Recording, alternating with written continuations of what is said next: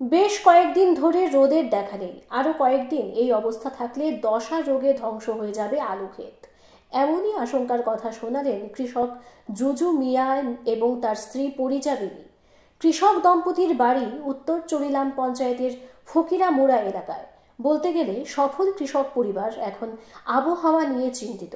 তারাও 1.5 কানি জমিতে আলু লাগিয়েছে, 2 থেকে 3 বার সার এবং ওষুধ দিয়েছেন।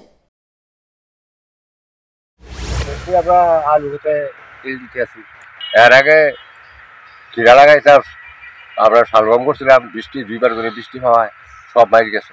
অল্প আলু করছি, আলু করা আমরা যা 10 বছর লাগিয়ে দিতেছে। 3 বার 4 বার ওষুধ দিছি, কিন্তু হিতাম পারি কিনা সন্দেহ আছে। রোদ্র নাই, একবার রোদ্র নেই, কুয়াশার জ্বালা, অনেক চিন্তায় আছি। 25-30 হাজার টাকা এই পর্যন্ত খুঁজি গেছে আমার আলু। মানে 2-1 দিন যদি রোদ্র না ওটা তো সব দশা শেষ হয়ে যাবে। যদি সরকার থেকে একটু সাহায্য করে তাহলে আবার উপকার হইবে। Welcome to the biggest shopping festival in your city, 9th International Universal Expo. প্রথম 8 বছর ব্যাপক সাড়া জাগানোর পর এবছর ইউনিভার্সাল অ্যাডভার্টাইজিং এর উদ্যোগে এবং অল ত্রিপুরা মার্চেন্ট অ্যাসোসিয়েশনের সহযোগিতায় আগরতলা চিলড্রেন্স পার্কে এই এক্সপো চলবে 5 জানুয়ারি থেকে 23 জানুয়ারি 2024 পর্যন্ত।